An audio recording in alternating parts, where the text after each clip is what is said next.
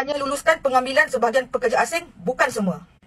Aku rasalah kalau nak ambil pekerja asing pun, ini pendapat aku lah, jujur aku cakap, baik ambil orang Indonesia sahaja. Yang lain-lain tu, kalau boleh tak payahlah. Assalamualaikum warahmatullahi wabarakatuh. Jumpa lagi bersama saya Iki. Gimana kabar-kabar saudara-saudara, sahabat-sahabat saya? Semoga kabar kalian selalu baik-baik saja, dilindungi oleh Allah Subhanahu wa taala, dijauhkan dari segala bala musibah dan diberi umur panjang. Amin ya rabbal alamin. Oke, seperti biasanya Iki akan nge-reaction sebuah video yang telah di-tag di TikToknya Mas Iki, dan di video kali ini Iki akan nge-reaction ya. Ini dari TikTok ya. Ini di belakangnya biasa, kalau di belakangnya ada ada tentang apa kayak gitu, gambar-gambar ya. Kita hanya luluskan pengambilan sebagian pekerja asing, bukan semua. Jadi mungkin Kementerian Malaysia mengambil sebagian pekerja warga asing tapi bukan semua, Dan ada kakaknya yang buat thumbnail seperti ini. Warga Indonesia dengar ini adalah kisah benar. Wah, kisah benar apa ini, Kak? Apa kakaknya ingin nasihati ataupun ingin menegur warga Indonesia seperti itu? Karena ikannya belum lihat secara langsung, mari kita simak bersama-sama. Tapi sebelum simak, jangan lupa dulu dong sokong channel ini dengan cara apa? Subscribe, like, comment, and share-nya. Oke, apa benda? Komen di bawah. Janji jangan bergaduh. Yang suka bergaduh tak payah layan, itu memang orang yang cari bergaduh. Oke, mari jom kita simak bersama-sama. Hanya luluskan pengambilan sebahagian pekerja asing, bukan semua. Aku rasalah kalau nak ambil pekerja asing pun, ini pendapat aku lah, jujur aku cakap, baik ambil orang Indonesia sahaja. Yang lain-lain tu, kalau boleh tak payahlah.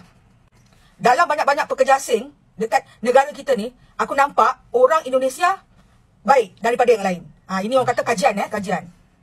Aku ada kawan ramai tau orang Indonesia. Aku susah, diorang pernah tolong aku. Jujur aku cakap, aku susah, diorang pernah tolong aku.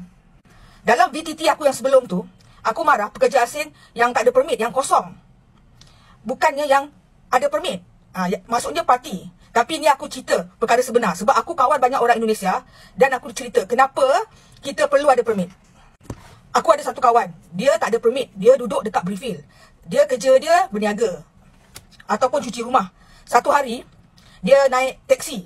Lepas tu nak pergi buat kerja cuci rumah lah. Lepas tu dia hilang dari radar. Telefon dia tak boleh nak kontak, apa semua tak boleh nak kontak. Lepas tu dia punya adik-beradik dia, Nuri nama dia lah, Nuri. Cari tak jumpa, tak boleh. Nak dapat polis pun tak boleh. Sebab apa? Sebab kakak dia tu kosong, dia pun kosong. Jadi masalah tau. Perkara ni berlaku dah bertahun tau. Sampai sekarang ni tak tahu sama ada dia hidup atau tidak. Kau nampak tak tu? Ada lagi satu cerita, member aku. Dia mengandung dekat sini. Dia tak ada permit lah, dia kosong. Lepas tu anak dia bersalin dekat sini. Memang beribu lah kena, sebab dia kena pergi hospital swasta. Sampai sekarang ni anak dia dah umur 5 tahun, tak sekolah, tak apa. Sebab apa?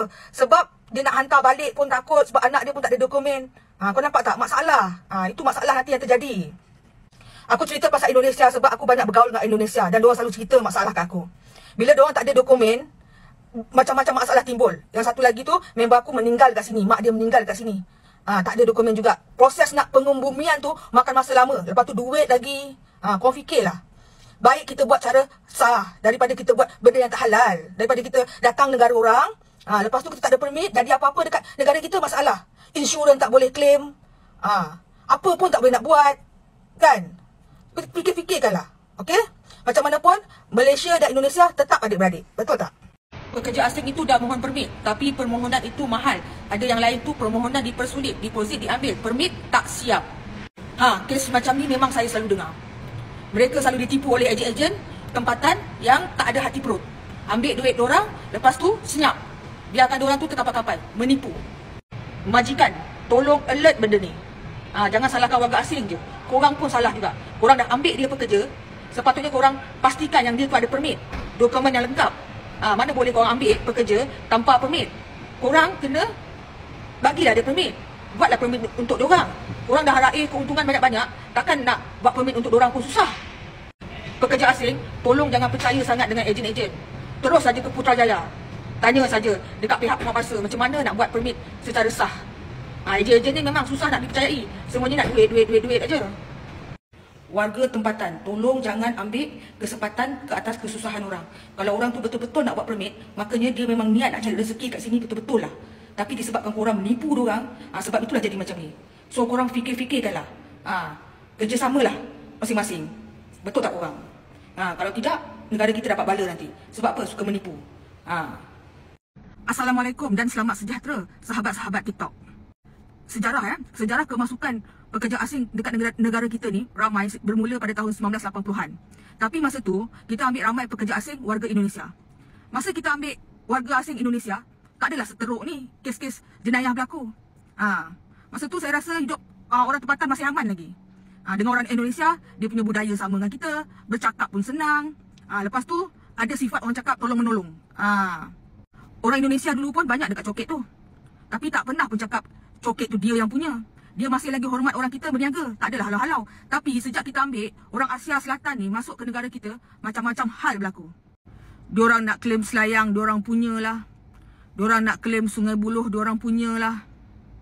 Lepas tu diorang tak boleh terima hakikat. Diorang langgar undang-undang. Meniaga sesuka hati. Lepas tu apa lagi?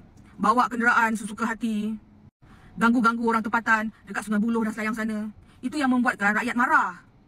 Kalau diorang baik dan hormat macam orang Indonesia tu dengan rakyat tempatan, mungkin kita diam. Mungkin kita tak adalah marah sangat. Tapi kalau kita tengok statistik peningkatan jenayah warga asing kali ni memang tinggi berbanding tahun 1980-an dulu. So sebagai rakyat Malaysia yang dah rasa tak aman dah sekarang ni, fikir-fikirkanlah apa yang perlu kita lakukan untuk kita sama-sama membasmi isu ni. Fikir-fikirkanlah, betul tak korang? Oh, jadi kakak ni tak marah kepada warga Indonesia ya, malahan dia ni mensupport warga Indonesia kayak gitu. Jadi masikinya buat kalian, buat saudara-saudara, sahabat-sahabat ikinya yang ingin merantau ke Malaysia atau yang sudah bekerja di Malaysia, ya jagalah adab dan ikutilah peraturan yang berada di Malaysia, karena ini adalah negara orang, bukan negara kita yang suka cinta-cinta ya. Jadi apa kesimpulannya di sini ya? Mungkin kakak ini menasehati ya kayak gitu ya. Saya suka dengan kakak ini juga selalu lewat di VIP TikTok saya juga ya. Jadi kakak ini berkongsi dengan apa tentang warga asing yang seperti ini.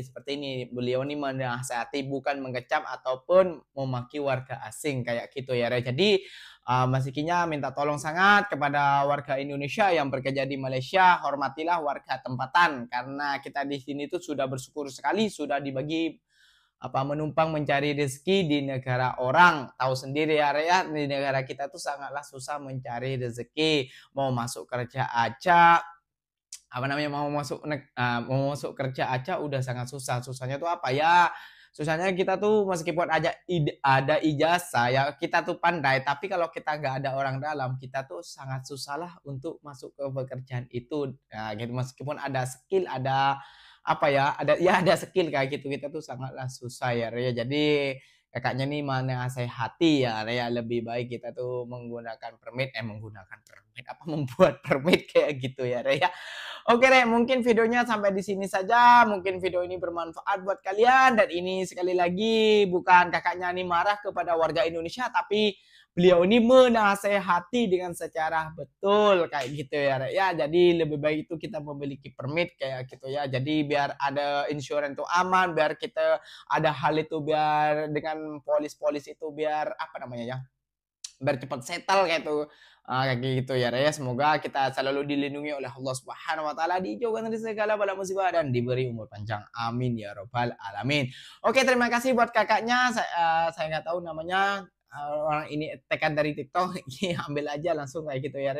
Terima kasih buat kakaknya, dan terima kasih buat orang-orang Malaysia yang baik telah menampung rakyat Indonesia di muka bumi Malaysia. Tahniah buat Malaysia, amin ya robbal alamin. Oke, buat yang selalu buat konten kebencian, yang gak suka tentang konten kebersaudaraan, ya udahlah, mereka mungkin gak suka berdamai atau mungkin suka berperang. Kenapa kalian kalau mau berperang gak pergi ke Israel aja ya? Karena di sana saudara-saudara kita Palestina juga membutuhkan kalian yang suka bergaduh, yang suka berperang kayak gitu ya. Ini saran dari ikinya ya. Oke, mungkin videonya sampai di sini saja. Ikinya dulu. Wassalamualaikum warahmatullahi wabarakatuh. Jumpa lagi kita di next video. Bye bye.